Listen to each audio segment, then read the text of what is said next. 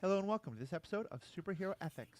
Today we're talking about the movie Heretic by A24, a 2024 movie starring Hugh Grant that caused a lot of conversation and a lot of interest and is part of our continuing series on looking at horror and the ethical questions it raises. This one especially because it raises questions about faith, about belief, about trust, and about is there actually things scarier than two people knocking on your door and saying we want to talk to you about the Book of Mormon. As normal, I'm joined by my part. As normal, I'm joined by my podcasting co-host Riki Hayashi, who suggested this movie. Riki, we'll go kind of into a synopsis of the movie in a minute for people who haven't seen it before. But just give me like the upper level. Why was this a movie you wanted to suggest to me as a horror movie worth discussing? Well, I think all horror movies are worth discussing, Okay, first off. Friday the But 13th Part 4 coming to you soon on this podcast. which one is that? Is that I have Jason Goes to Manhattan? no idea. I think that's much later in the series. But yeah, this movie Heretic is I think it was probably the best horror movie last year. Hmm. At least I enjoyed it the most, and Hugh Grant gives one of the most delightful and scary performances of his Yep. career. I mean, it's definitely the scariest performance of his career, and I just it's fascinating. I found this movie fascinating because it is essentially a debate Hmm. on religion between these characters. To me, this felt a lot like the movie Contact from the Hmm. 90s with Jodie Foster and Matthew McConaughey, where they play, he is a pastor Yep. and she's a scientist who's an atheist, and they are lovers, but also have a conflict over alien life and debating the existence of God. Yeah. And in a horror movie, to have that continuation of that kind of discussion, I found fascinating because like the first half of this movie is really just the characters talking to each other Yeah. about religion and faith. Yeah, and so there's a number of levels in which I want to talk about this because I'm trying to think where how to best approach this. I'm really glad you framed it that way because I think that gets into a lot of both what I loved and, to be honest, what I didn't love about this movie. And let me just give a kind of brief synopsis of the movie for folks who haven't seen it. I do definitely do recommend kind of pausing and watching it. Um, but also, I think that a lot of what we're going to talk about today, you don't necessarily need to have seen the movie for, but certainly, obviously better if you have. The movie is about these two Muslim women. They're young adults. Whoa. Sorry. Hold on. Let me back that up. The movie is about these two young Mormon women, Sister Paxton and Sister Barnes, who are I think they're supposed to be like 18 to 21 around there, quite adults, but obviously quite young adults, and they are going to the houses of people they've met who have indicated they have some interest in someone coming to talk to them about the Book of Mormon because they are young Mormons and they're working as missionaries to try to convert people. I'll say more about all that in a minute. And they go to the house of this guy played by Hugh Grant, and I will agree, a fantastic performance. And he turns the tables on them. They're trying to ask him a lot of questions. He starts asking them a lot of questions. He starts poking holes in their understanding of things and kind of challenging them in ways that they're not ready for, while at the same time slowly starting to indicate to them that they are not actually that this is not a safe situation for them. He invites them in. They say they're not allowed to be in the house without a woman present, and he indicates that his wife is in the house. She's just shy, but then she never comes out. That kind of plays out. There's some other things where we reveal he's lied to them, and eventually we get to a point where the debate is continuing, but we also realize he has physically locked them in the house and is not going to allow them to leave, and then it kind of enters into, I'd say, like one part religious debate, as you said, and one part horror movie about, is he going to kill them? Is he going to torture them? Is what is going to happen? There's a supernatural possible aspect that's entered into, and then that gets played into in some interesting ways. And so it's kind of the duality of those things playing out. And that's where I think I will start the discussion about this movie, because a lot of these times when you've brought up horror movies, I've really enjoyed how the horror aspect really gave an interesting perspective on the kind of non-horror aspect of what we were talking about. Here, as you say, a lot of this movie is about a religious debate and about challenging faith and about what is evangelism and what is proselytizing, and the um, raising interesting questions about what does that mean, and can there be extremists on both sides in terms of, at times, I think, even before the horror parts of it begin, Hugh Grant being a proselytizing atheist in a lot of ways, or whatever religion he's pushing for. I have to say, though, I want to hear more about your perspective. For me, this is a movie that would have been a lot better if it wasn't a horror movie.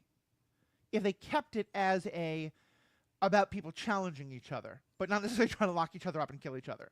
I found a lot of the horror aspects kind of distracting from the movie I really wanted it to be. And of course, that's, they set out to make a horror movie, and that's interesting. But I'm curious for you,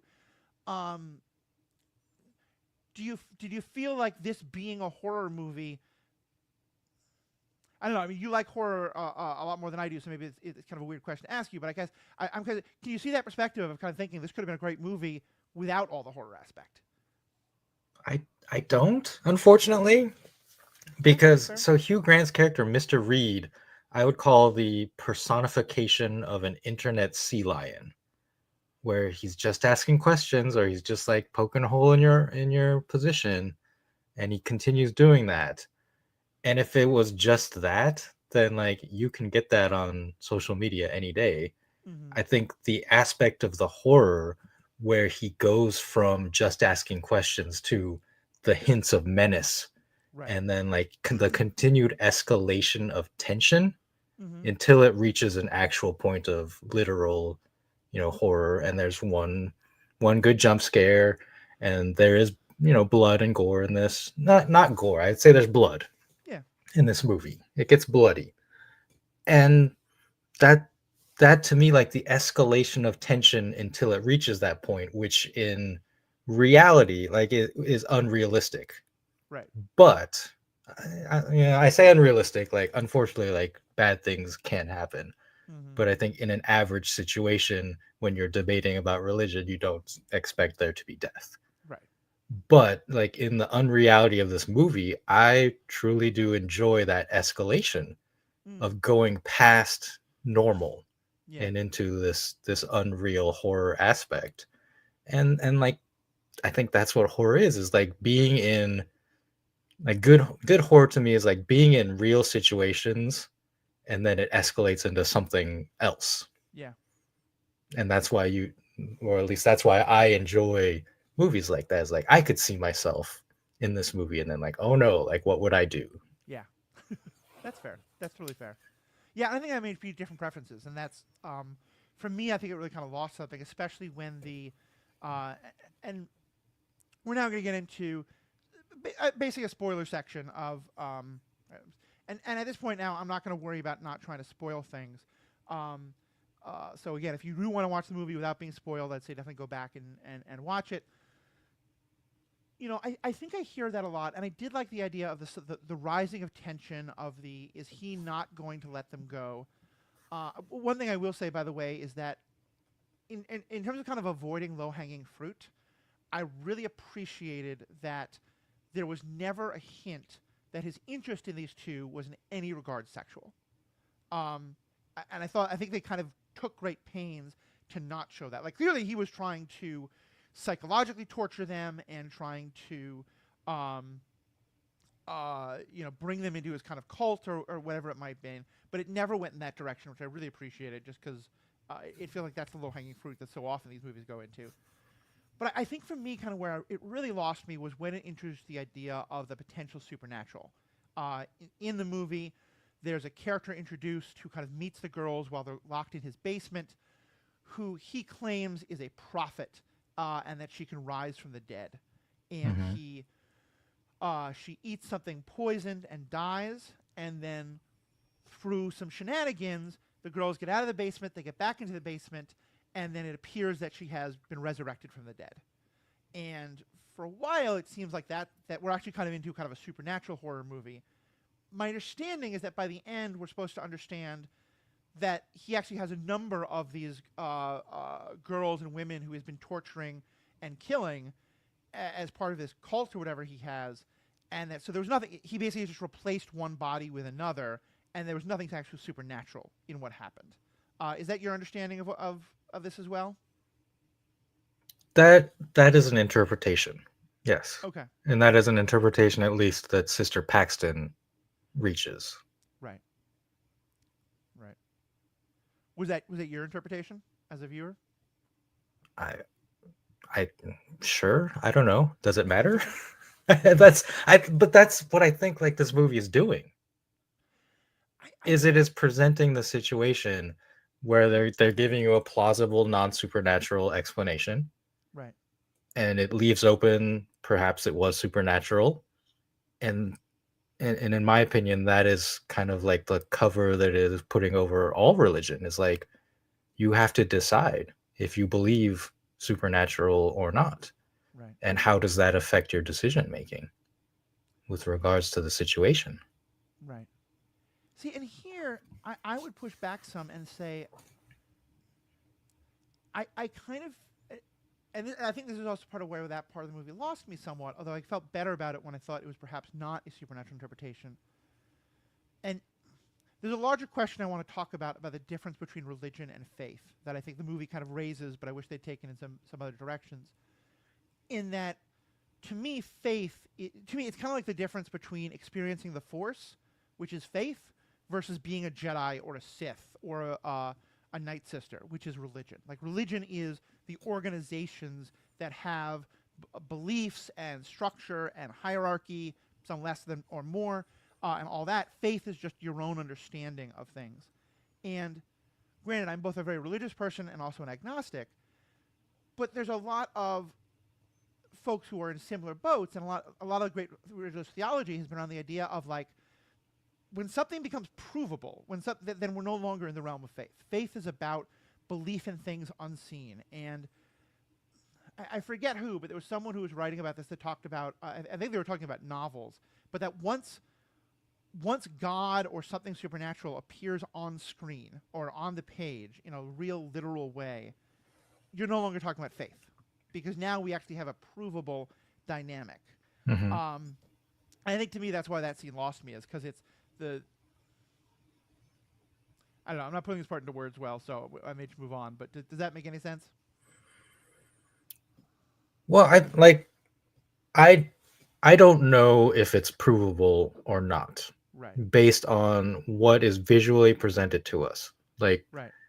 if you freeze frame, like perhaps you can tell that it is a different actress, Mm-hmm. pre and post death, right? Like, and that would prove that it wasn't a resurrection or not. I don't know that for sure, Yeah. whether that's the way it's presented or not. But what I can say is that they never show any confirmation of Sister Paxton's theory, right? That the body was replaced. There's never like a flashback showing Hugh Grant replacing the body, or the other woman coming up and replacing the body and sitting in her Right. place. Right. So from the storytelling perspective of this movie, I think that it is leaving it intentionally ambiguous in Right. that way. And that's interesting because I definitely did not think. I thought I heard Hugh. Uh, remind me, what is Hugh Grant's character's name again? Mr. Reed. I thought I heard Mr. Reed confirm that her theory was correct, because in the end he talks about that his real religion is control, and that's all about like that in many ways what he is doing is kind of being a doing what the church has done for hundreds and thousands of years, and what all religions have done, using smoke and mirrors to convince people of things and stuff like that. And maybe that was just my bias of wanting to hear that. But again, So it's you interesting can't that for you, if it's interesting that for you it was not clear. you can't take anything he says at face value. Like, he's Mm-hmm. constantly lied throughout this movie in an attempt to psychologically manipulate Right. the sisters. So, I mean, even if he admits something, I can't really take that at face value and say, "Oh, like he admitted that it was fake, so then it's Right. fake."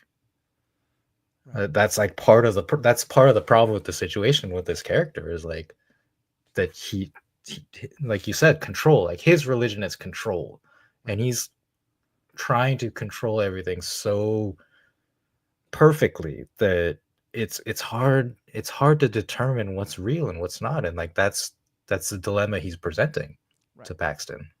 Which is, I think, and I am both a religious person and I'm also deeply, deeply critical of an awful lot of religion, including my own, to be sure. And I think he is very intentionally mirroring a lot of what religions have often done Yeah, throughout the centuries. And so I thought that was a really interesting play, and we'll get into that. yeah. I mean, I said earlier, like he presents himself as an internet sea lion atheist, Mm-hmm. but and you mentioned this, the proselytizing, that his atheism is a religion unto itself in this scenario. That he is trying to present this scenario where he forces this belief onto someone. Yeah. For those who don't know, proselytizing is the act of going out and trying to convince people of things, and it's generally used as trying to convince people of a religious message, particularly Christianity. And the word is often used somewhat synonymously with evangelism. Um, Very quickly, evangelism. The original word of the original meaning of it is just it's from Greek. It's just to spread the good news, the gospel, which is obviously the words that've been taken by Christianity. And so, in theory, any kind of act of talking to people about Christianity is now referred to as evangelism.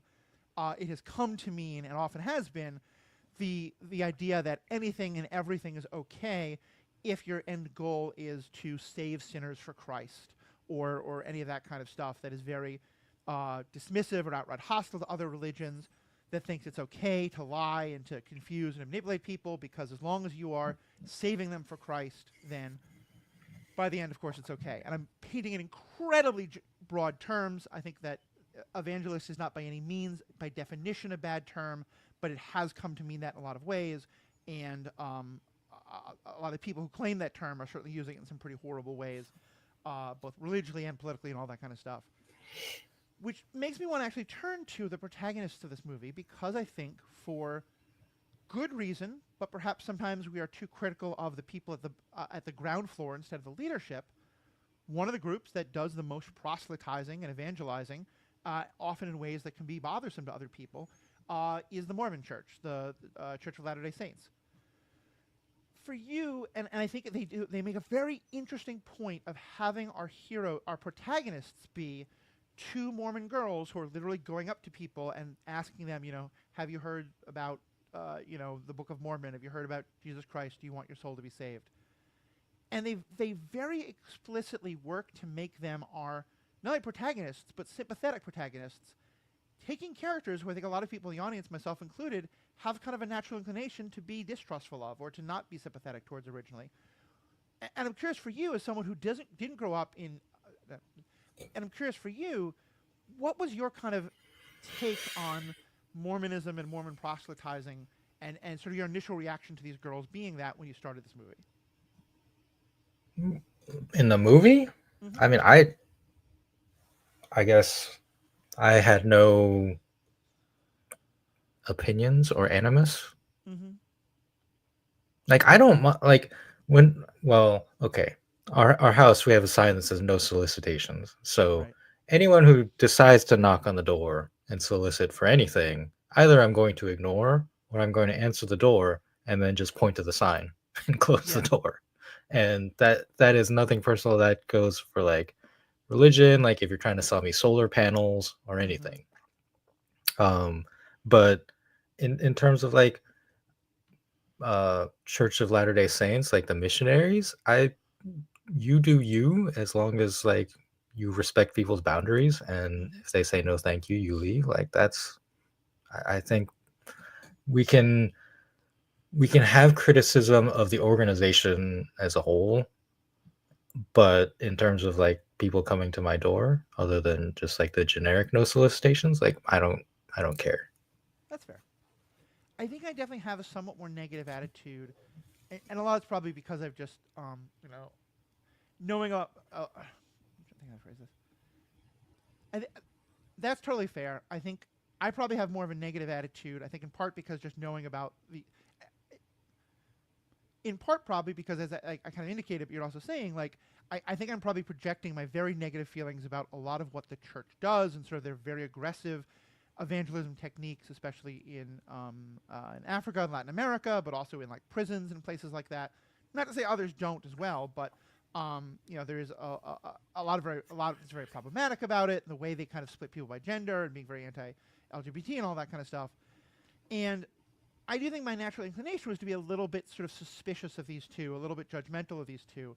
And I really appreciate the way the movie kind of flips that on its head, in that I don't think I ever become supportive of what they're doing, but it really kind of think portrays them a little bit as, kind of parroting what they've been taught and not having quite as much individual thought as they do by the end of the movie.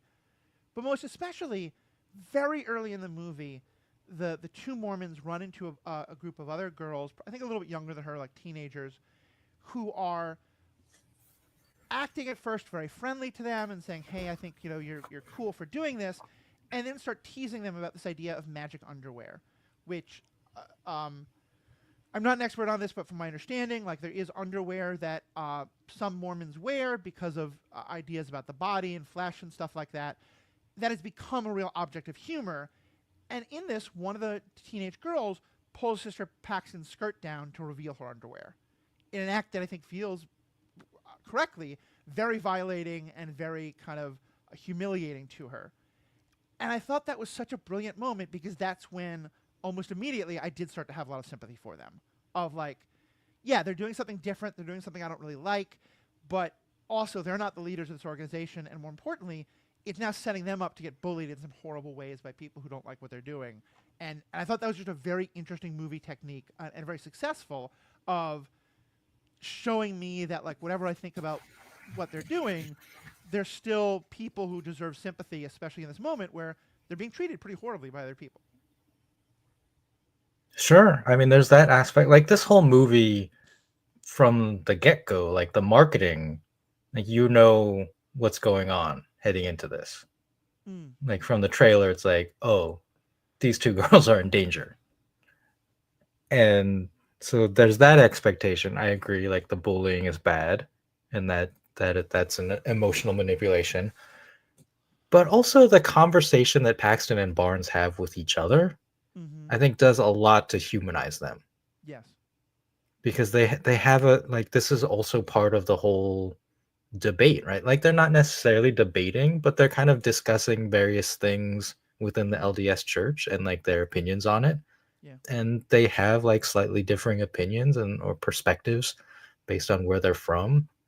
And Mm-hmm. it does a lot to establish their two characters and their differences and then just yeah, to humanize them and make you feel like okay, like these are just normal people. Yeah. Like No, you and me. I think that's very true, especially because one of the early conversations they have is Sister Paxton kind of brings up some.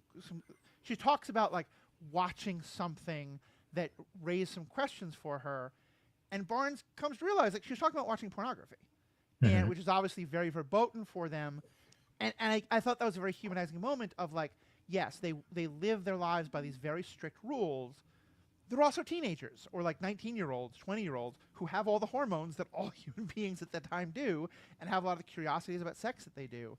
And I agree, yeah, that again was a very humanizing moment of these are not just robots who follow the exact rules of the LDS and go out and evangelize. And I will say specifically there, you know, I, one of the things that the LDS really works hard on with their evangelists is teaching people to show like if you go to Salt Lake City, it's a wonderful city, especially if you go to like the Mormon Tabernacle or places like that. Everyone is always smiling, and this is documented. Like there's church teachings about how like you always have to be smiling, you always have to show a positive face to show people that being a Mormon will make you happier, will make your life better, and stuff like that. And so, yeah, having that humanization, having that showing that even they have like questions of their own, I thought was really interesting. I will also say I had no idea what this movie was or when it came out. Um, I hadn't seen any of that marketing, so it's interesting, I think, and that'll also explain our different perspectives somewhat. All I knew about this movie is that you suggested it and you mentioned Mormons were involved. And So at the beginning, I didn't even know like who was going to be the victim and who was going to be the aggressors. Was it going to be the two women, or was it going to be Hugh Grant? Oh. Um, and Oh, originally, you went on a journey with Hugh I Grant's did. character I just had then. no idea. The actress playing Sister Paxton also looks an awful lot like I thought at least a young Melissa Benoist, who was the person who played Supergirl in the DC Supergirl. So I almost sent a message to Riki being like, wait, is Supergirl in this? Then realizing time wise, of course, that would make sense because the other character, Sister Barnes, is played by an actress who is one of the young characters in Yellow Jackets, phenomenal actress. Yeah, Um, Sophie Thatcher Sophie has Thatcher, been yep. over a lot of horror stuff recently, Hmm. and I think she's a future star. I think so, yeah. Yeah, I think she's in one of the Mike Flanagan ones. But she's definitely in Yellow Jackets and was a starring role in that and plays a wonderful character in that. She plays a young Natalie in that. So anyway, Uh, so let's talk about the debate itself. What did you think about how the debate played out?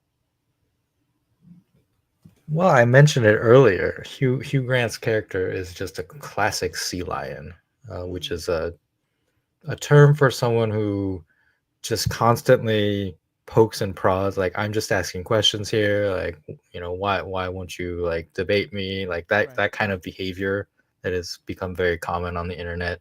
Mm-hmm. And he starts friendly, and he does just ask questions and to lure them in, right? Like, I'm interested in LDS, but then he starts to kind of poke holes in things or like bring something up about history Right. that is negative towards their faith, and it like keeps going, and again, like this escalation Mm, of tension and of his sinisterness. Like, so you went in not knowing where it would end up, or at least like where it was headed, correct. and like how did that feel to you in terms of the tension? Because I like from the moment they enter, I was on pins and needles Mm, because he lures. So missionaries are not, female missionaries are not supposed to enter a house, a home where there's not a female resident present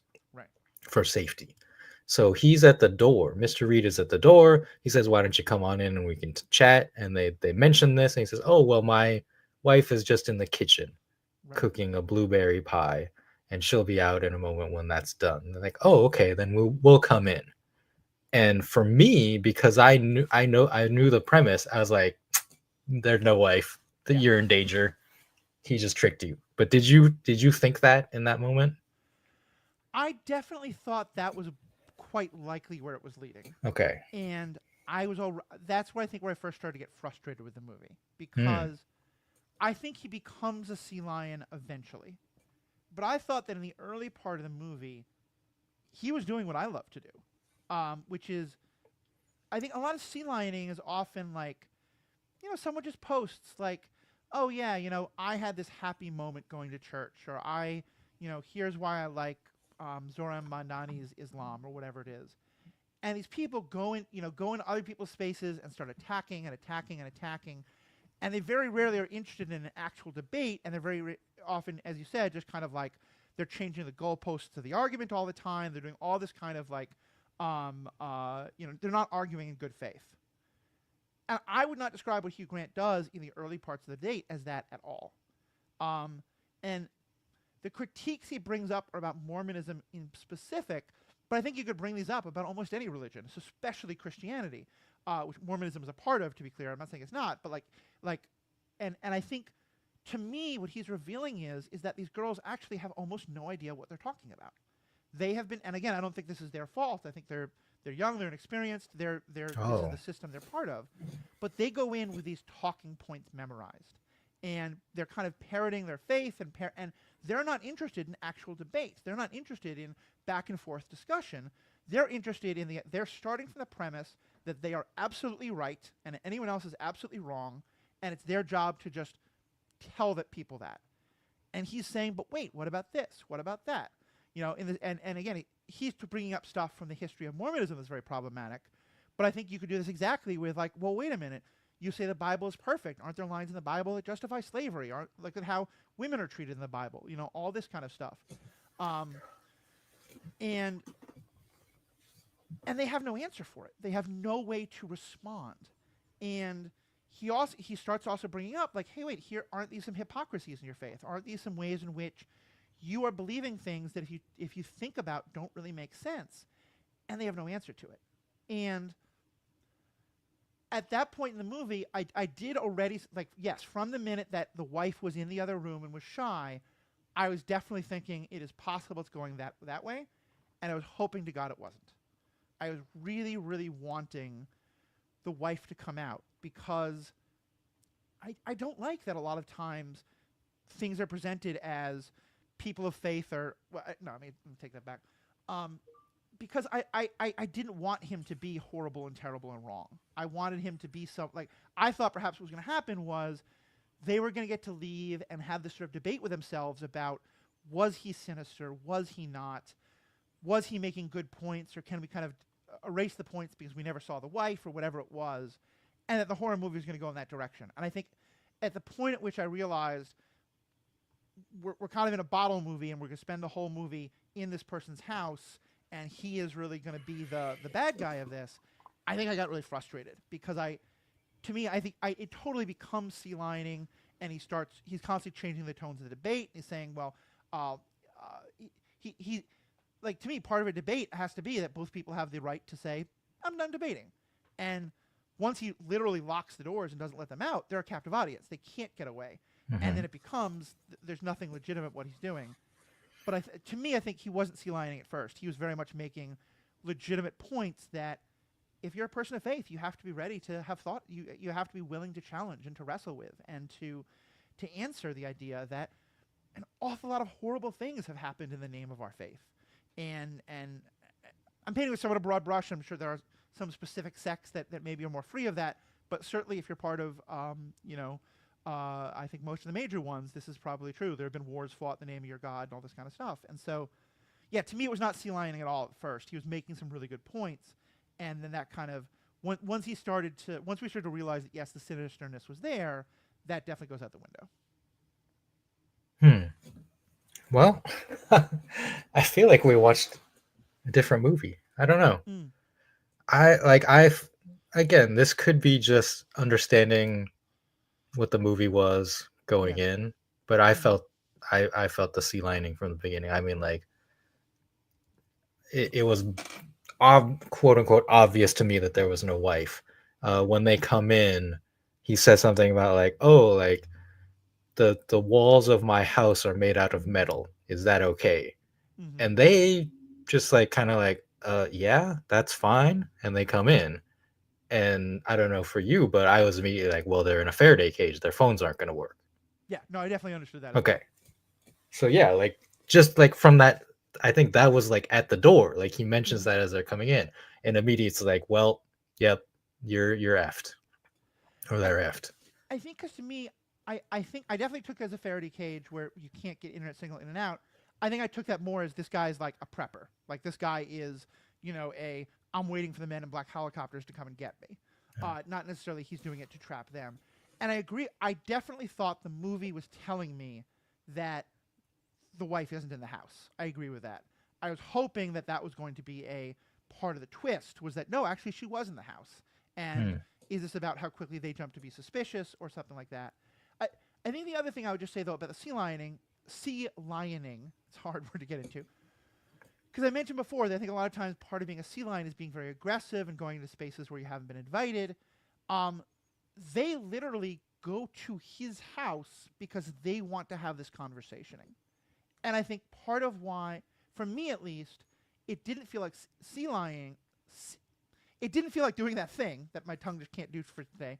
Because what it felt like was they didn't want a discussion. They wanted to give a lecture.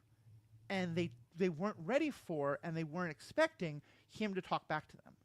But I felt like what he was saying was a perfectly legitimate way of, if they're going to be like, here's my faith and I want you to understand it, of him being like, okay, here's why I have read your book. Here's why I don't believe it, and here's my faith. And for me, that only feels like, I feel like to call it sea lioning, ignores the fact that they basically are starting out not wanting to have a conversation, just wanting to talk at him. And that, for me, what his response is perfectly legitimate there. Mhm. You know, if they're out on the street corner talking about the Book of Mormon only to people who come up and listen to them, and he goes up and starts having this debate with them while they're trying to do other things, then I would much more agree that it's sea lioning. But I think them going to his house, them starting the conversation, it kind of adjusts it for me somewhat. Okay. I feel very differently about this. Like you mentioned also that the missionaries were unprepared or some phrase like that, and Mm-hmm. I didn't get that impression. Mm-hmm. I thought that they held their own very well. Some of what maybe you read as unprepared was them, especially Paxton early on in the discussion, being very deferential and meek towards Mm-hmm. him. But Barnes, uh, Sophie Thatcher's character, was very confrontational, Right. or at least like pushing back. So I guess I have a different impression of that. Right. That's fair. So I think kind of one of the central conceits of the movie is about this question of like challenging faith and do you believe and do you not believe and all that. What was kind of your take on that aspect of the movie? Well, personally, right, like I'm not religious Mm-hmm. at all. Maybe some people would define that as atheist. I don't necessarily. Like at some points in my life, I've defined myself as atheist. I've probably defined myself as agnostic. Mm-hmm. Mostly, like I would just say, like draw a line through that section of like religion. Draw a line, like nothing, Yeah. blank. Um, so I found this movie very interesting because of what I mentioned earlier, right? That Reed is presenting himself as an atheist, but in a almost religious way, Yeah. where he is creating the structure within his house of faith, like debating faith and like deciding on certain things, like do you go through the left door or the right door, Right. literally in his house, and they lead to the same place. Mm-hmm. Doesn't matter which door you choose. Like all of these like tiny details of the construction of his house. Oh my gosh, sorry. That's my phone. I just got a some kind of alert. Let me just pause and check. Take your time.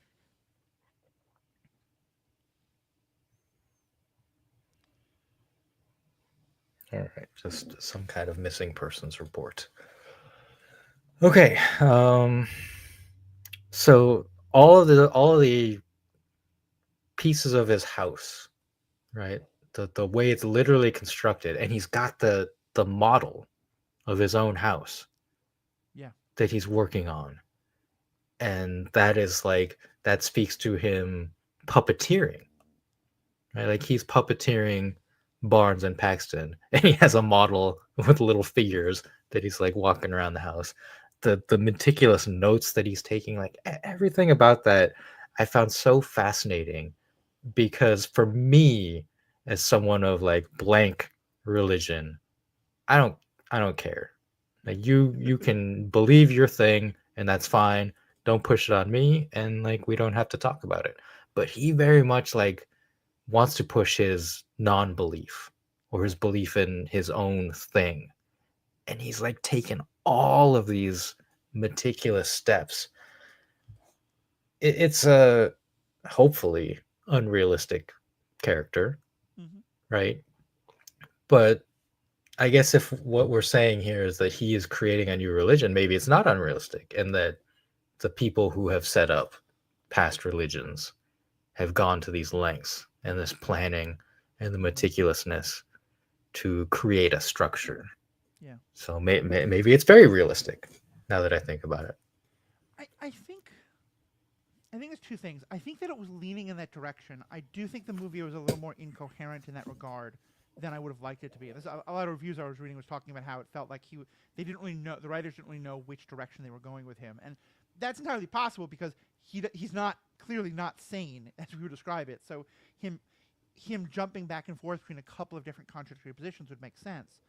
But I think this was again where I was frustrated, where I was like, I don't care about them creeping down a stairway. I'd rather like explore these questions.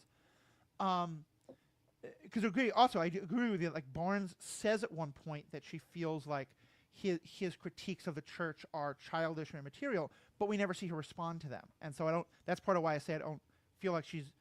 It felt to me like she was not prepared because she insults them, but she doesn't actually respond. And I wonder if we're supposed to think she could respond, but we're gonna watch her creep down the stairs instead. But, But that's but the sea lion of it. In an actual sea lion situation online, they just occupy your time with the questions and the criticisms, right? And the best thing to do is just disengage. So like her saying like that's immature, like they tried to disengage. They're like, we want to leave now. And right, that's the point where it's like, no, they're trapped. right. He like reveals the trap and you can't leave. So I don't know. I feel like she did the right thing. It's like, no, like I've seen through you. You're not interested in hearing what we have to say, and at this point, we're not interested in what you have to say. Like we would like to leave. Oh, see, And I don't that get that. like I I think thought he. that was like very I guess mature thing. I And mean, I we're think, we're but talking about, mm-hmm, when people come to your door, right. I think it's fine to like have a discussion and talk about it and like push back, but at any point if someone's like, "No, like I think this is not the right conversation," then either side should feel free to disengage. I think that's fair. I totally, and I agree with you that I think the setting up the situation of him not letting them leave, I think makes it, yeah, not a fair debate by any means. But like to me, they are the sea lions in this. They, I think he is generally curious about what they think in a way that they have no interest whatsoever in what he thinks.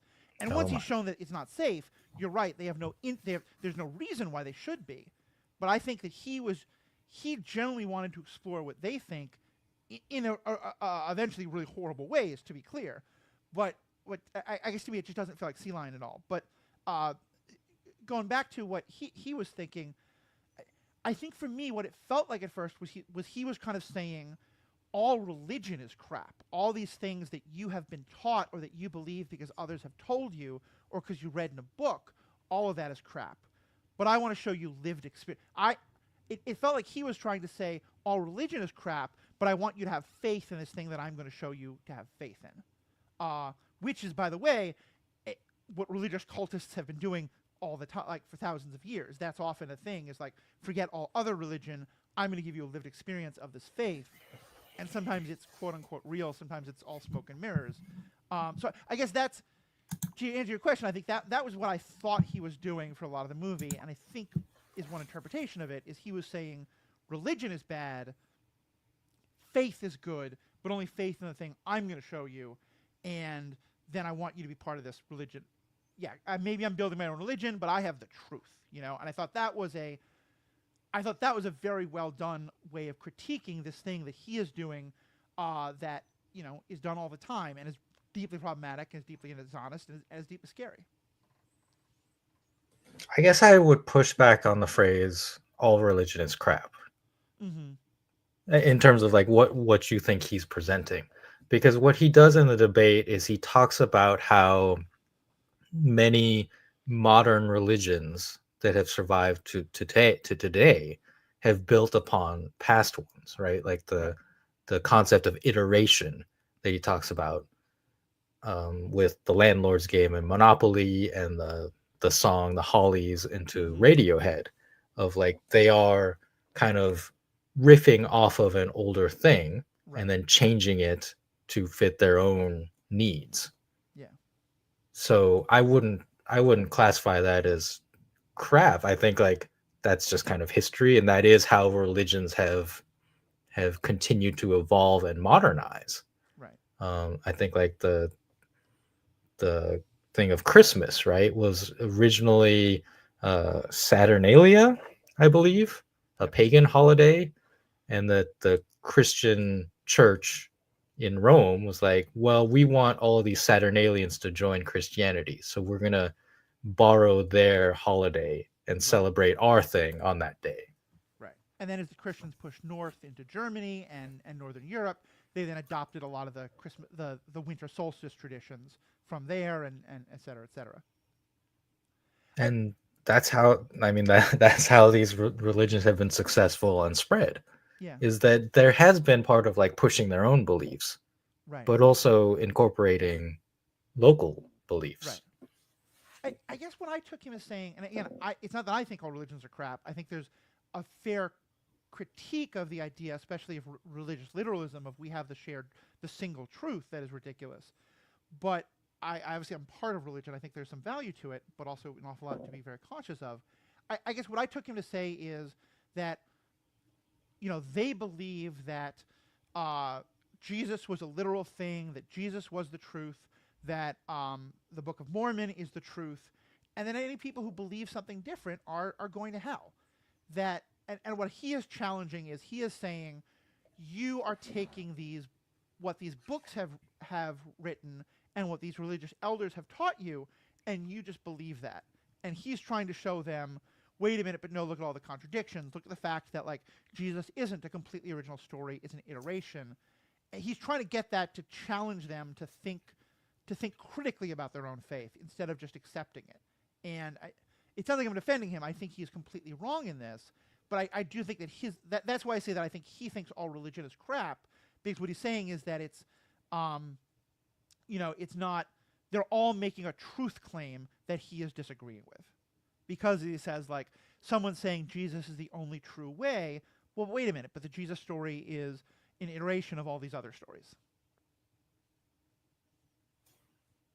Yeah, I mean, I guess the main reason I would push back on all the concept all religion is crap, like as his perspective, Right. is by the end of it, right? I think it's Paxton that says your religion is control, and we've Right. talked about how he himself is piggybacking Mm-hmm. by using like the idea of a prophet and a resurrection, and Right. like he himself is using the themes of past religions Mm-hmm. to create his own. So I don't know if he was just a straight atheist, like no, like I don't believe in any religions, like he wouldn't do that, right? Like he himself is trying to create a religion essentially. Right. So I guess like it's not all religions crap because he believes his own religion or he wants her to believe his religion, Mm-hmm. and he's saying like your religion, I guess, I mean, is he saying your religion is wrong but mine is right? Or I, just kind of like poking enough holes so that like when stuff leaks, like he's got his bowl there to catch the water. I mean, I guess I don't think his argument is logically consistent, and I think No, that is I don't think so either. I think I at first my because yeah, when he first starts saying, wait a minute, my religion is sorry, when he first starts saying at the end, religion is control, you should be part of my religion. My first reaction was like, what the hell? This is bad writing. Why he hasn't been saying this? I think it's though supposed to be, and here I would agree with you about the sea lining part. He's constantly changing the goalposts. His arguments aren't logically consistent Yeah. because they're just about trying to refute, which is very much the sea lion perspective. And there, I would fully agree with you that what he's doing is very much the I'm just going to say to you what I need to in this moment to psychologically challenge you, to try and break you, to try and torture you, all that stuff. So I, I think I agree with you that his arguments are not logically consistent. Or with the I think I still believe that he is saying in the middle part of the movie religion is crap, and agree with you that he changes that towards the end. But I think that he's saying both because I think if I'm charitable to the movie, I think it's because they're showing that he is sea lining, that he is not logically consistent, that he is what he'll say about one thing and what he says about another directly contradict each other. But the point is that he wants to keep you so occupied, so busy with the sea lining that you never get to realize that's happening. Hmm. Yeah. Which to me is very much exactly what proselytizing does. And I think that to me is the most brilliant part insight to the movie of realizing like what he is doing is all the worst things that we think of religion doing. Down to like, locking people in rooms and telling them like you have to listen to me and if you don't believe me I'm going to kill you. Like that's in Christian history all the time. Martin Luther, the founder of Protestantism in a lot of ways, did exactly that with Jewish groups in Germany. And I'm sure the same similar things happened in Islam and in other religions. So yeah, so that part I definitely agree with.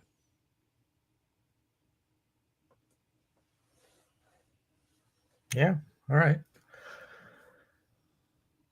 So What else where from do the movie we? did you want to dive into?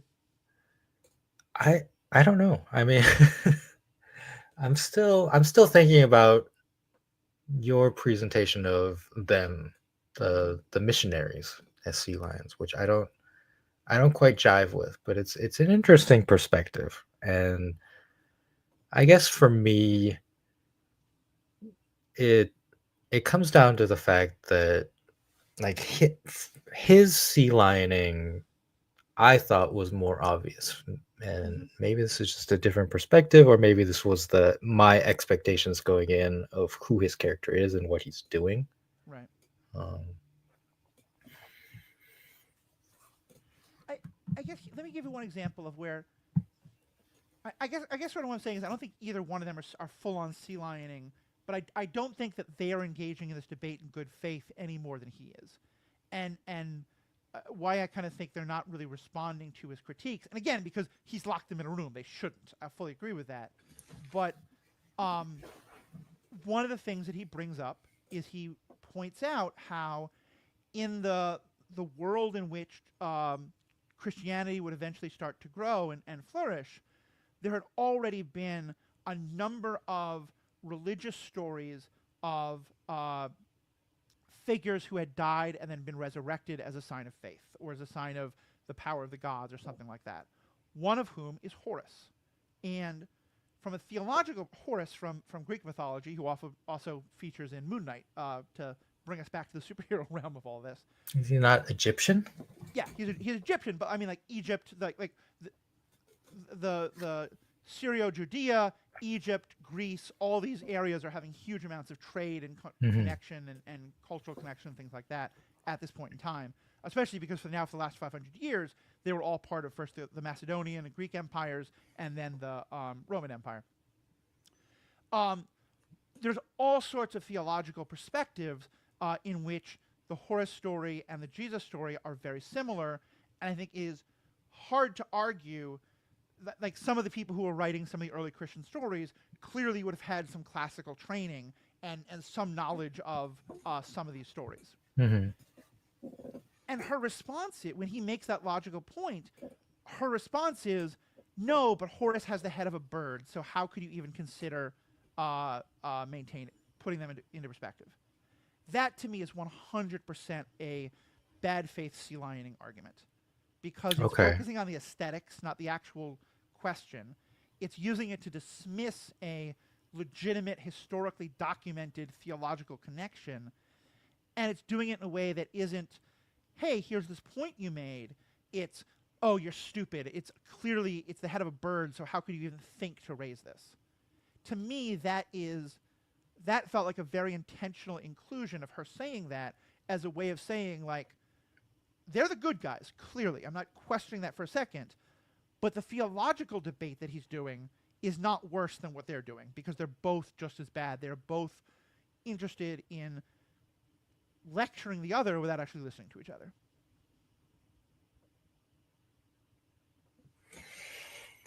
Okay. So yeah, my okay. When you started this train of thought, I think Mm-hmm. you said something about a debate. And I think that's where I run into the problem of who is the sea lion. Right. Is that the missionary sisters did not enter this house expecting to debate, right? As you said, they expected to lecture, which is their job and like what they are there to do. And I think the sea lion aspect is that Mr. Reed turned it into a debate. See, I think that reveals the false pretenses under which they're there. Because they specifically say, we're here to have a discussion. And you're right, a debate isn't a discussion, but a lecture isn't a discussion either. And they say, even before it starts to get scary, while they're standing in the doorway, no, we want to have a discussion. We want to hear your views. And frankly, I think anytime someone comes in and lectures me on something, I, it's not sea lining for me to respond. You know, unless they specifically say, hey, we want to tell you our perspective and we don't care about your perspective, I don't think him wanting to make points to refute the things that they're telling him, especially when they're not, it's if I come over to your house to tell you why I think you should eat elk meat instead of cow meat, if you and you know that's why I'm coming over, and you respond by giving me a lecture on vegetarianism, yeah, I think that's probably a little bit out of line. But they come over specifically saying we want to talk to you about religion, and I don't know. I think to me, I think it is incredibly intellectually dishonest and manipulative thing to say we want to come and talk to you about religion, but we don't want you to point out any flaws in our argument. We don't want you to disagree with us. We just want you to listen and accept the truth. To me, that's a very dangerous thing to do, and it's incredibly manipulative, and it shows a lack of actual faith, a lack of actual understanding, because your arguments they're fragile. They seem very rigid, but like any pushback, and if you're going to fall apart upon any pushback because you don't want that, then what the hell are you doing there in the first place? Yeah, I guess I have a different perspective on it That's in fair. that well, like I said earlier, like if you come to my door, like I'm just not gonna have a discussion. Right. But I guess if I were to invite someone or have a discussion at the door, if Mm-hmm. they're female with them, I, I'm not trying to defend what missionaries do, Mm-hmm. but I think we all understand what they're doing. And if you have a discussion about them or like listen to them, that there's a certain understanding of what is going to happen, right? And I'm not saying that that's right or that I want that to happen. Again, like Mm-hmm. I don't really want to listen. But if you do listen, I think that there is, I don't want to say responsibility, but I guess like just what he does like strikes me as wrong Mm-hmm. from the beginning, from the get go, and that's why I think he's the sea lion. And I don't know. I I think it's fair. again, like my personal perspective is like no, thank you, goodbye, and they respect that, right? Like if you say no, thank you, goodbye, like I can't remember any instances of a missionary saying, whoa, wait a minute, but Jesus Christ will save your soul. Like, aren't you interested in saving your soul? That to me is like kind of sea lining behavior, is like not respecting a boundary. Mm. And I think like up to this point, like the missionaries have respected the boundaries. They have asked, and or like he asked for them to come and Right. talk with them. So like, okay, we're gonna talk to you, and that's where I'm saying that's the understanding is like if you invite a missionary to your house, like this isn't even a door to door knock. He specifically like put his name somewhere to say I would Right. like to have some missionaries come and talk to me. In order, as we know, in order to entrap them. I don't know how he knew that they were going to be women, Right. but that's like a conceit of the movie. But he invited them, and in our society, like there's an understanding of what would happen, and I Right. think like he violated that understanding with what he did. Right. Obviously, like in the very end, but like from the beginning, like this like debate attitude Mm-hmm. is not how I would expect any like missionary discussion to go. Right. I mean, and that also may be our different perspectives, because I have certainly experienced a lot of missionaries who were pushing very hard on I would just want to walk away, and they'd be like, no, you're going to hell, blah, blah, blah. And that's when I turn around and be like, okay, actually, if you're going to quote the Bible at me, I'm going to tell you why you're wrong. And I admit probably I'm a little more sensitive to it because I am a part of an institution that has done a lot of these terrible things, and so I think I'm very kind of maybe hyper focused on seeing that. I, I guess to me that's why I'm so frustrated by what the movie does of making him so clearly the threat, that he's lying to them, that he lights this blueberry pie candle, um, in a to fool them in ways, because yeah, I think it does make his entire. I feel weird defending anything he says because I think you're right. Everything he says is by definition illegitimate, simply by the fact that he's putting them in an unsafe situation. He's trapping them. He's lying to them. Um, let me shift gears though for a second to what I thought was another interesting conceit of the movie, and maybe this can be our last part because we're already over an hour. Although maybe we'll revisit this movie in later discussions. One of the things that he sets up as an interesting question is he wants them to know. He wants them to to. He poses the question of what do you do when you have faith in something, but you see more and more evidence that says you're wrong. And I think that is a very legitimate critique of iron faith and faith that refuses to listen to reason or to other perspectives. But what he does is there's a point in the middle of the movie where I think they are coming to realize that the wife is not there, but they keep asking for her to come out. Hmm. And he points out, look, I know that you saw that the candle was a lie, that there's no blueberry pie. I know that you see there's no oven. Why do you still believe that my wife might be here when I've shown you so much evidence that clearly I'm lying to you? And I really I thought that was a really interesting twist of the movie of the, like, I think I like when the horror makes our main characters have to challenge their beliefs in some way, and even if it's a terrible and bad thing. And I thought that I think to me was the heart of when I was most into the movie, was when he was clearly being an awful, terrible person, but part of what he was doing was sort of pointing out, why do you keep having faith in things when you clearly see all the evidence that's wrong? What was your take on that? Yeah, I think that was when he was the most sinister in the discussion portion Definitely. because he fully reveals his hand, Right. and yet he doesn't outright say like, I don't have a wife, I got you. Yeah. He presents it as a question, and makes them admit to something. Right.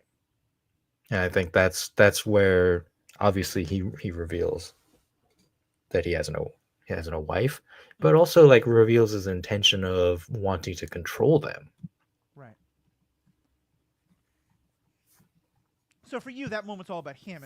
It's not an interesting part of that of wondering why do they still keep believing like she might be there. Um, for the sisters, like I think they would have to keep believing because if you're presented with these conflicting narratives, the the narrative where the wife is there and for whatever reason she's just not coming out of the kitchen is safe. Right. The narrative where there is no wife and he's been lying is very dangerous. Right. And I think that is a scary situation. Like to admit to yourself that you're in danger in that situation presents a whole host of problems that you have to deal with. And they do. I can't remember narratively like when that happens, but Right. they definitely like are stages where they start to realize the danger and try to take steps to get out and mitigate it. They try to make a phone call Right. and they can't get through. They try to say like at one point like, yeah, we would like to leave. Right. Um, They try to get their coats so that yeah, he's not yeah, watching. because they locked their bikes up, and the Right. bike lock key is in the coat pocket that they gave to him at the very beginning. Then he hung them up or took them some into a closet, I think. And I guess what I'm saying though is that I I agree with the point he's making. Like he's being horrible and terrible, but as you're right, it is a lot scarier to acknowledge that the truth you've been holding on to might be false. And I think that that is a perfect parallel for religion, especially when you have an ironclad faith of this is what happens, and if I am a good person, I will go to heaven, and bad things happen to bad people. That's very comforting. And accepting that that might be a lie, that it might not be true, is terrifying. And I think that's the kind of that was kind of the point where the movie most had me, was when it was saying like, he's being this evil, awful person, but he's pointing out this truth to them of the that maybe their faith shouldn't be as ironclad as it is, and that they're afraid to acknowledge that in the same way that they don't want to acknowledge that the wife might not be there. Hmm.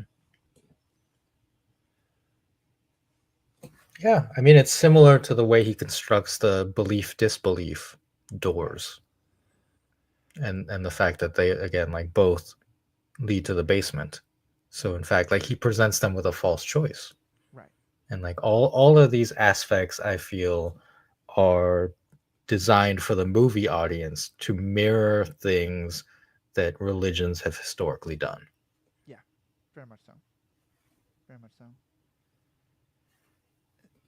I'm sorry, I do have one last question. I keep thinking it'll be the last one. That's very tied into this. I think the last thing that I sort of was wondering about was I kind of want to read like an original script or see a director's cut, because there's one point in the movie that I thought was set up to be a very interesting challenge of the difference between rigid faith and a more lived faith, a taught faith versus a lived faith. Because by the end of the movie, Sister Paxton definitely she has her faith. She prays for him after he has stabbed her and he has killed her friend, and she has tried to kill him. And there's a scene at the end about a butterfly that has all sorts of different meanings, but I think it's clearly supposed to show that she has kept her faith. But there's one moment that should be a fundamental challenge to her faith, and I think was set up to be, but then was never really explored, which is that at one point they discover, after Sister Barnes has died, that she had a internal contraceptive device. One of the things, Hmm. I forget what it's called, but it's like an insert that goes into your arm and then slowly releases the hormones that similar to like what a birth control pill was done. Yeah. Um, did you feel like there was supposed to be more about that in the movie? Did you have a sense of like what that was supposed to mean in the movie? No, not that. I mean, it's an interesting because Reed's argument there was kind of ridiculous, right? Like he presents it as he digs the implant out and shows it to Paxton and says, I think he calls her an android. Yeah. Like Barnes was an android. This is all a simulation. Hmm. And so you're saying in that moment, where was that going? No, no. I think it's very clear that he is again doing the like, are you willing to believe something utterly ridiculous instead of the literal truth? Right. Okay. Because I think that he clearly knows it's a birth control device. He thinks Yeah. it's a birth control device. And he's kind of preying or hoping on Paxton's ignorance of that, but No, she recognizes it. I don't think it's that he's preying on his ignorance. I think what he's trying to get at is this idea that he's gone through a bunch of times, similar to with the does the wife exist?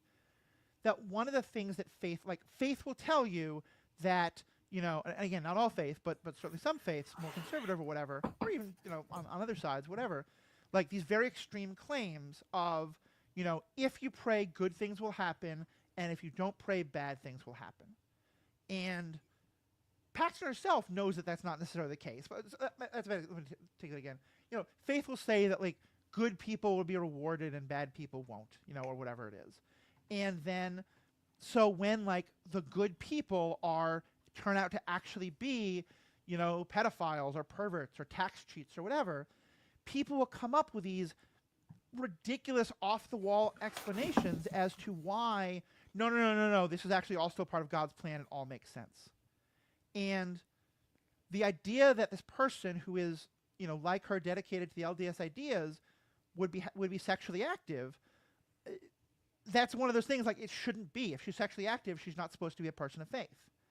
And I think what was set up was this idea that Paxton would have a crisis about that, and so he's kind of trying to test, is Paxton more willing to believe that she was a robot because she simply cannot accept that you can be a good person, a person of faith, and be sexually active before marriage. Mhm. And so that's why I think he spins the thing, and because she's been growing in her faith as the movie goes and maturing in her faith, that's when she's able to kind of accept it. Like, no, this is contraception. And I am going to guess that there was more to that scene in the movie, and they decided it would be too muddled or too hard to explain or whatever, because it felt like there was a lot more possibility there that they just didn't do anything with. Well, it is my understanding that women can will take birth control or have this implant that releases hormones even if they do not have an expectation of being sexually active just for the other medical benefits of the birth control. And That is both very true. That's also a position that is argued against by. I only know this because I worked in, working for access to birth control and to hormones like that for that exact reason. The Mormon Church, along with others, specifically teaches that that's all a lie. That's just a trick to force sexual activity by the godless heathens and the Jews and all this. So I agree with you. I don't think that would have been a conceit for Paxton.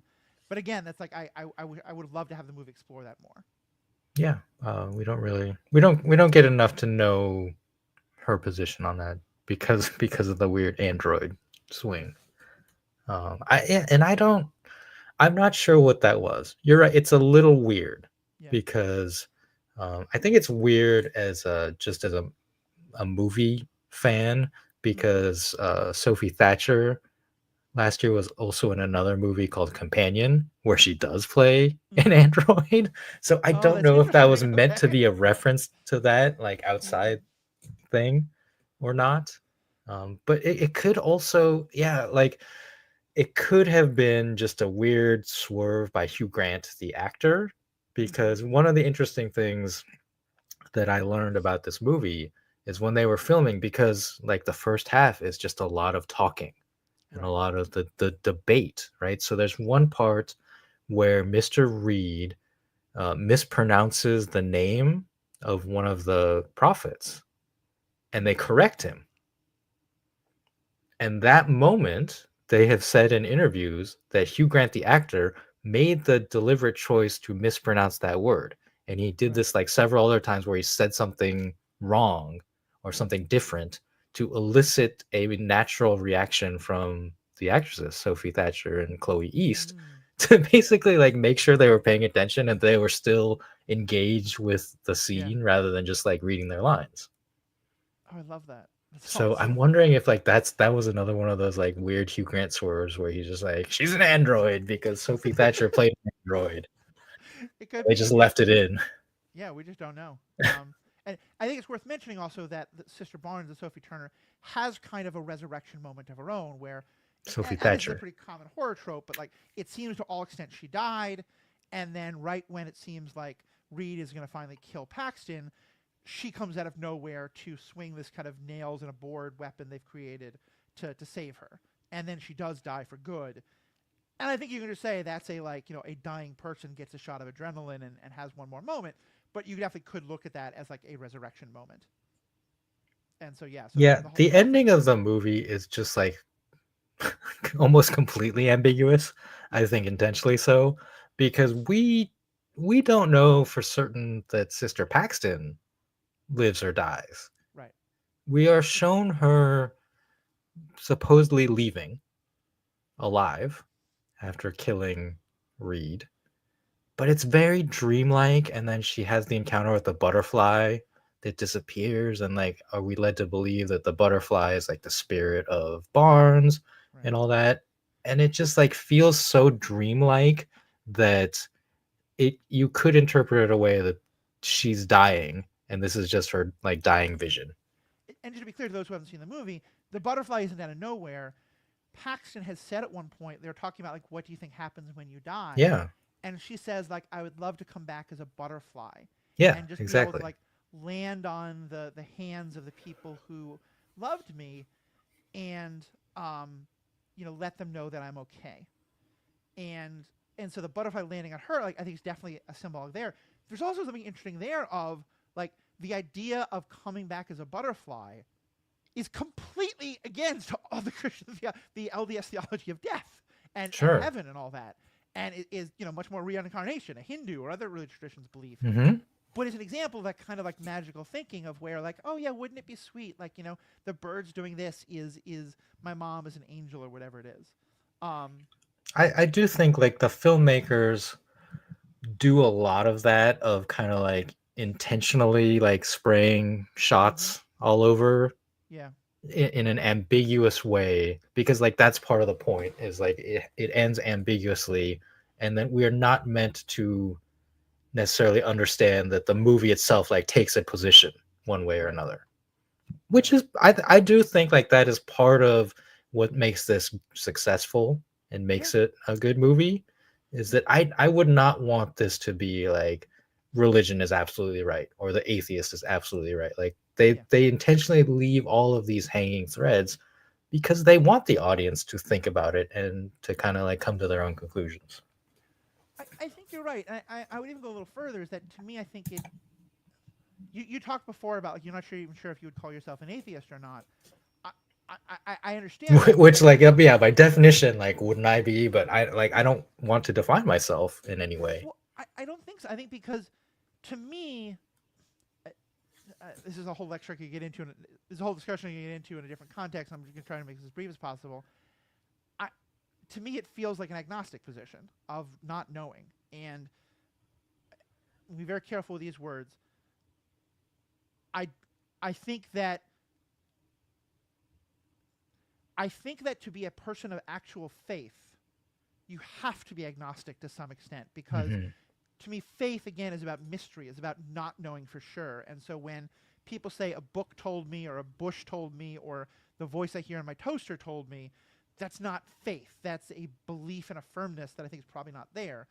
Um, I also think it's probably possible to not be a person of faith or to be a person of whatever and still be and that falls under agnostic. To me just means like we're not sure. Yeah. We're by definition talking about things for which there is no provable evidence one way or another. And there are some who would claim that atheism is just as much of a faith claim as religion. I don't think Hmm. that's fair because I don't think that asserting a negative of something is the same thing as asserting a positive. But I do think that there is a firm atheism is still different than, as you said, just not having any idea or of any opinion about religion. Yeah. And the reason I say it that way, and again, like I have at times in my life like self-identified as atheist and agnostic. Right. My understanding of agnostic would be that I believe that there is like higher power or that there are unexplained things, but I don't know which one to ascribe to. Right. So yeah, and my I guess my current, if I were going to like define myself, I guess I would define myself as like a humanist, Mm. in that I don't care like what religion you are or what you believe or what is true, like if any of them are true. I Right. just want people, whatever faith or non-faith, to act in ways that like serve fellow humans the best. Right. And if that is within a religious framework, I great, do that. Yeah. Be excuse me, be kind, be good, like help your fellow man. Like I used to be like I said, like I in my 20s was probably this character, Mr. Uh huh. Reed. Not that I tried to murder people, but that I was like very anti religion in my atheism, and I would have Yeah. told you that like religion is bad, religion is evil. And like I've definitely softened my stance on that. Like there are good and bad aspects of like many religions. And mostly like I just want to believe that people who do believe do good with Yeah. through their belief. And there are lots of examples of that, right? Like so many like community food banks and stuff like serve communities based on their faith. They do it because of their faith, and I Right. think that's great. Yeah. No, I definitely think that makes a lot of sense, and I think that there's a whole other set of points that this brings up for me about how a lot of the terms we're using, especially like atheism and like uh, the way we discuss religion in the American culture that we both live in, is very much dictated by an Abrahamic idea of religion, you Hmm. know, of Christianity, Judaism, Islam, and their offshoots. That were like, you know, I've heard Buddhist scholars or like say that like in many ways Buddhism is an atheistic religion, or you know, that terms like atheist or theist or things like that don't really apply to Yeah, yeah. a lot of non-Western religions. So yeah, there's so much more to discuss.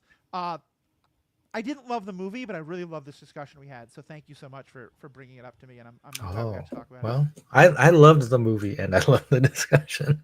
Good, good. Well, then all here. Fans, what do you think? Have you seen the movie? Have you not seen the movie? Are you a little surprised that the Christian is defending the murderous atheist, and then the non-religious person is defending the Mormons? What do you? Would love to hear your thoughts, I perspectives. am I defend what? Well, okay. What am I defending? Well, you're I'm gonna see lion you now. that's fair. I've been kind of sea lining you about this whole movie, so that's fair too. Just in that, I think I have a more negative perspective on what they are doing, and that the act of going to someone's house, it feels like you're saying that it is legitimate for them to go to someone's house, want to talk to them about their religion, but not really want to hear debate back. And that's where I think I very much disagree with you. That by saying we want to have a discussion, they're opening themselves up to the critiques that he's raising. Yeah, okay. So this was something I thought of earlier. That this is a good time to mention this. Is that one of the things related that I really dislike is when someone is like in a public space, like in my town, like the public central park of the city. Mm-hmm. Every once in a while, when I go there, the library's there and like the downtown area, there'll be someone with like a portable speaker and a microphone. And they are like talking about Jesus and like saving souls and all that. And I find that very annoying Yeah. to do that in a public space. And I feel like that is they have the right to, if they have the proper permits and whatnot. I don't know, but I feel that violates like a social code for Mm-hmm. me. Yeah, I'd agree with that. New York City subway trains, where I'm used to it happening, I think are even worse because you can walk away from Central Park. A subway, you're literally trapped in this Hmm. car Yeah, underground. It's so much harder to get away yeah, from. Um, no, that makes a lot of sense. Yeah, and I do think that the specifics of how it's set up are like I think there's so many things you could change if you make it Mrs. Reed, or if you make the two Mormons men, or or if it's that Sister Barnes and Paxton rang his door because they're going door to door. I think all those things change the nature of the debate in very important ways, and like we barely touched yeah. the I surface of think those, so. but Yeah. like viewing this as just a traditional religious discussion is obviously incorrect because there's just so many other factors that go into this, and I don't want to doubt that at all. I just want to point out I got the movie poster here in front of me, and it is Hugh Grant like in the shadows, like his face is coming out of the shadows, and his hand is reaching towards like the two figurines that he made for the little Uh doll huh. set. So he's reaching out like very much like menacingly, and then the title of the movie Heretic, and it says question everything.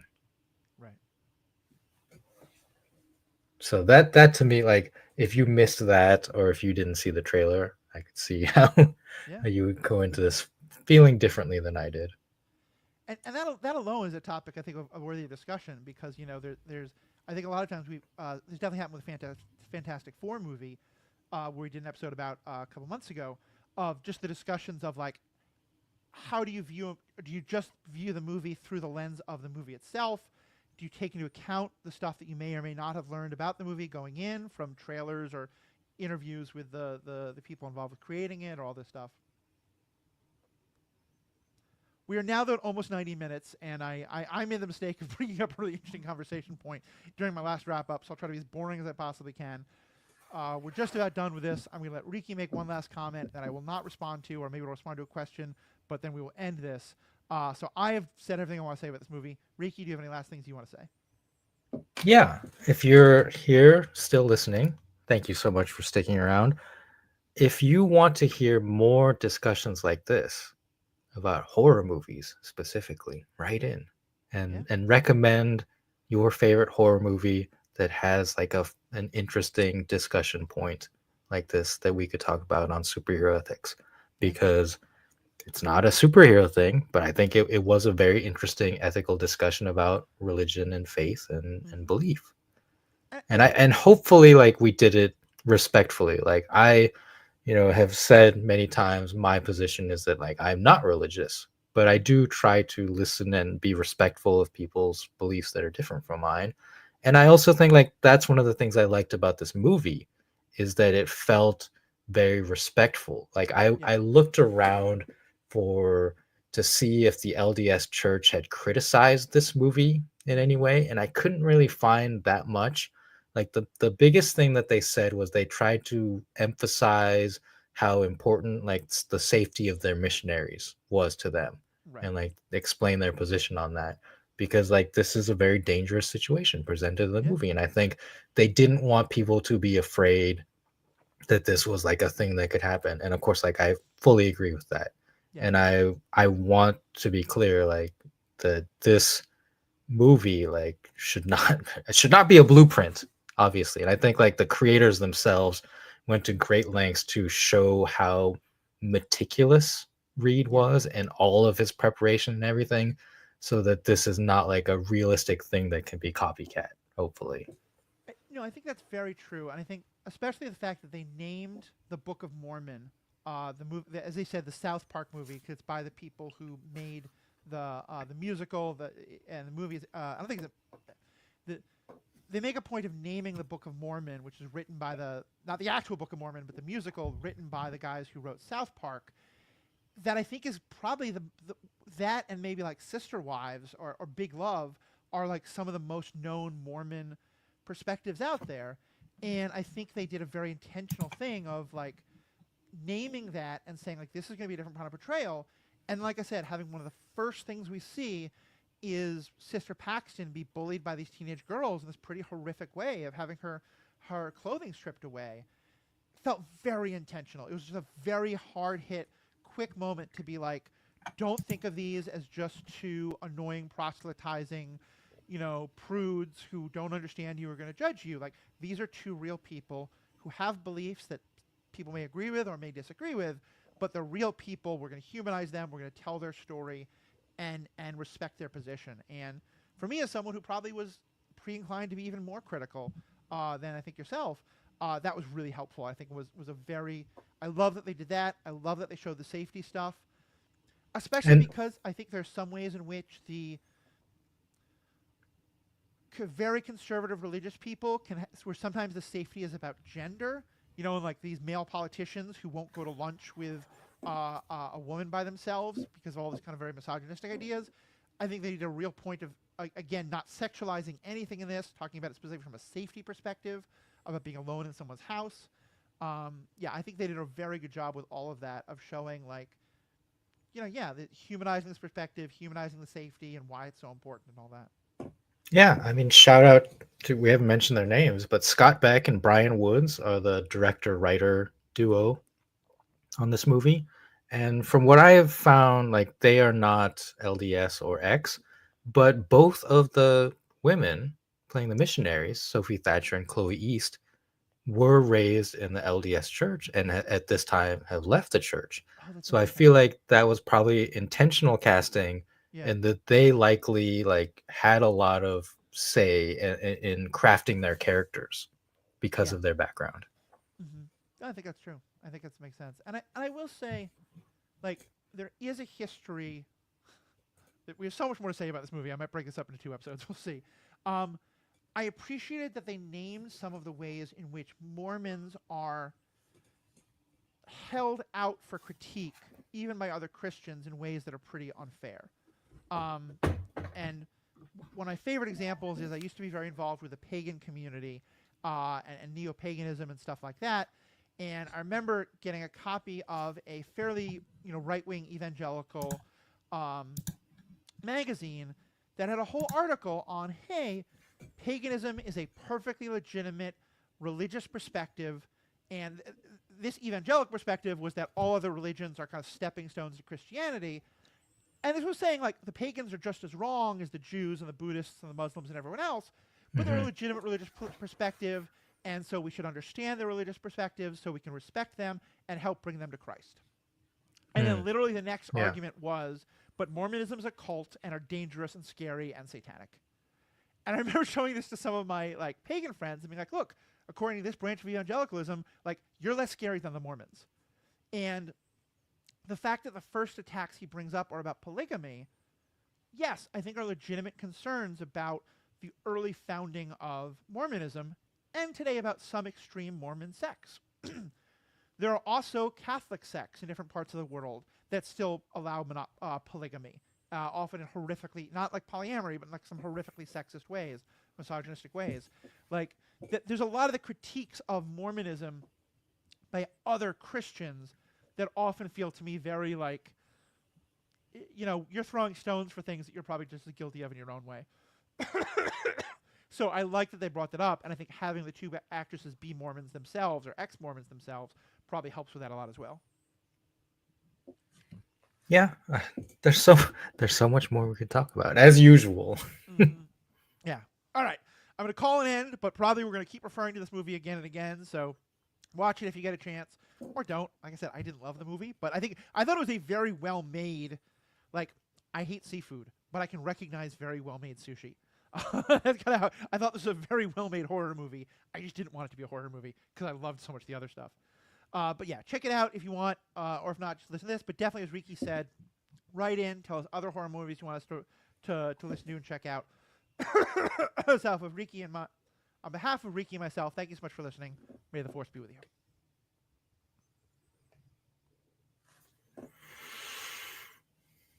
All right.